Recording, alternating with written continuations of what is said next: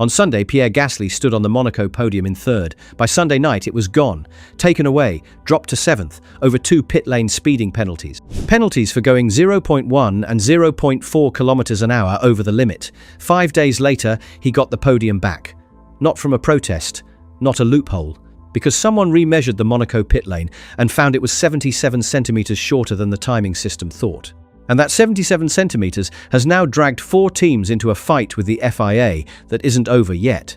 Let's walk through it, because this might be one of the wildest result swings in modern Formula One, and the reason is so small you could cover it with your hand. Sunday the 7th of June, the Circuit de Monaco. 78 laps around the most famous street circuit in motorsport, and before we even get to the pit lane, this race was already a mess on its own. Kimi Antonelli won it from pole, his 5th win in a row. Behind him, Lewis Hamilton brought the Ferrari home second, but Monaco was in a bad mood. Verstappen was out at the start, Leclerc crashed at a restart, 2 safety cars, a red flag, and 7 cars didn't finish. It was a disaster in a place where overtaking is supposed to be impossible. And in the middle of all that, something quieter was happening that nobody noticed until the race was over. Drivers kept clipping the pit lane speed limit by amounts you could barely see. 5 different drivers got pinged for it that afternoon. 5. In one race. Hold on to that number.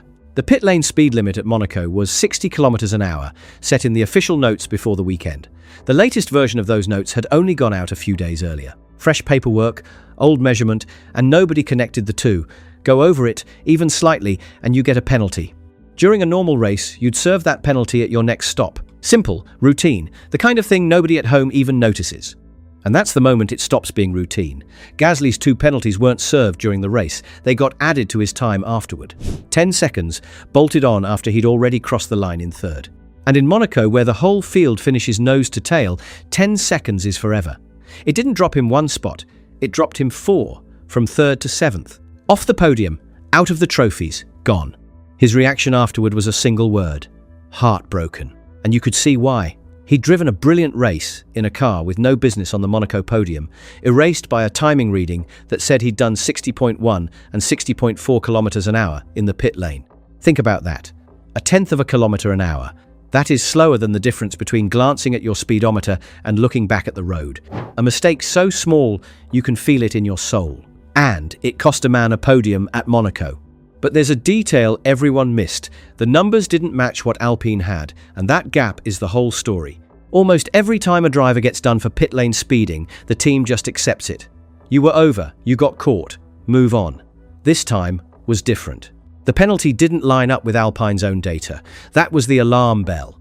So instead of swallowing it, Alpine filed what's called a right of review. It lets you reopen a closed decision, but only if you bring genuinely new and important evidence that wasn't there before. You have to show them something they didn't have. The bar is high. Most reviews never clear it, which is part of why what happened next landed the way it did. Alpine filed it that Sunday night, while the rest of the paddock packed up and flew home. And then everyone waited. The hearing happened that Thursday, the 11th of June, over a video call. It ran in 2 parts. Part 1 asked a simple question. Was there actually new evidence here, or not? Yes.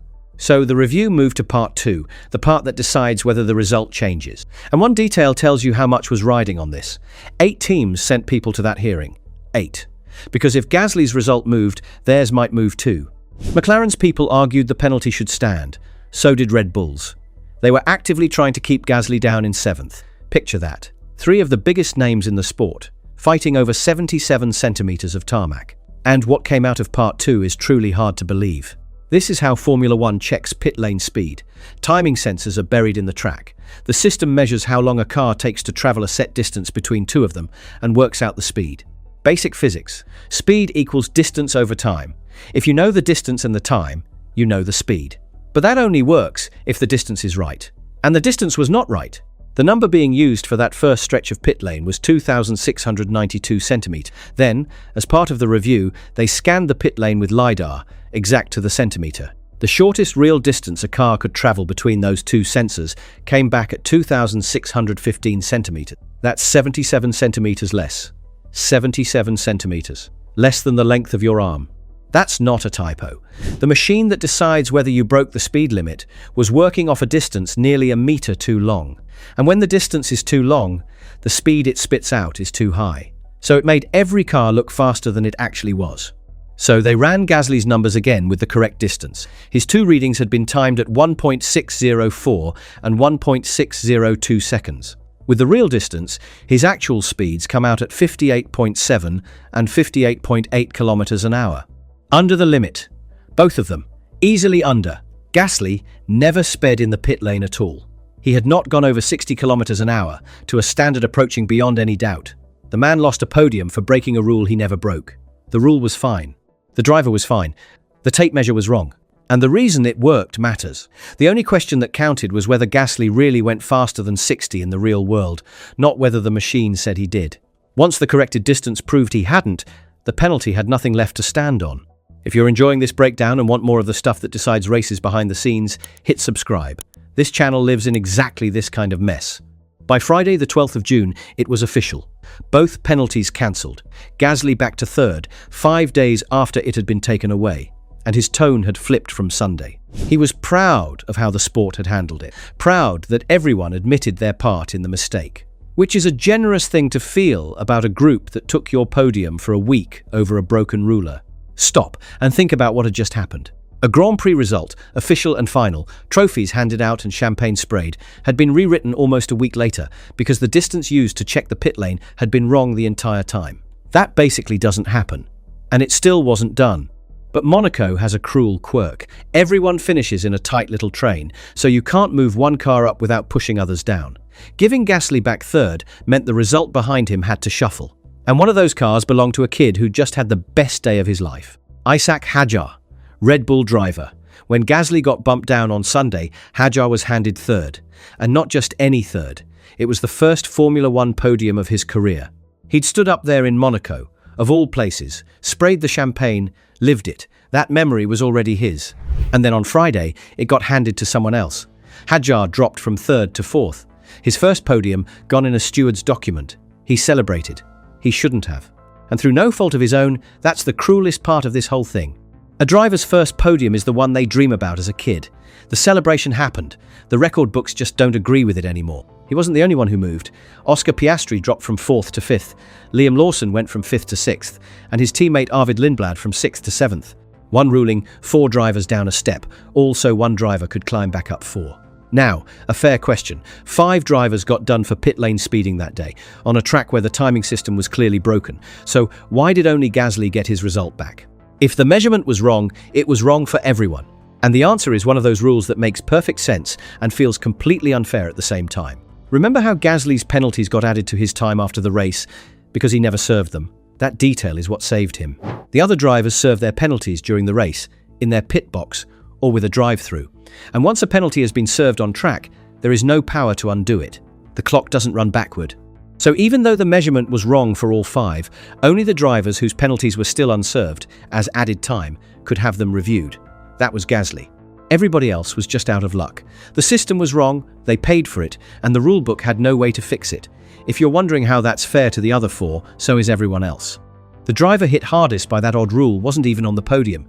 George Russell got the same kind of 5-second penalty, but it wasn't served correctly, and that turned it into a drive-through. At Monaco, where you can't make up time, that's basically race ending. Russell slid out of the points and was placed 12th, for a penalty from a system measuring the wrong distance. And this is where you'd expect Mercedes to lose their minds. But the response was calm. Mercedes would not appeal Gasly's result. Gasly deserved his podium back, full stop. What the team wanted instead was for the FIA to see if anything could be done for Russell, whose race had been wrecked by the same broken system. The lawyers were on the phone, but realistically there was almost no hope. A drive-through is worth something like 20 seconds of race time, and you can't unspend that. You give it a go if there's even a millimetre of a chance. There wasn't much of one. Something was clearly wrong in Monaco.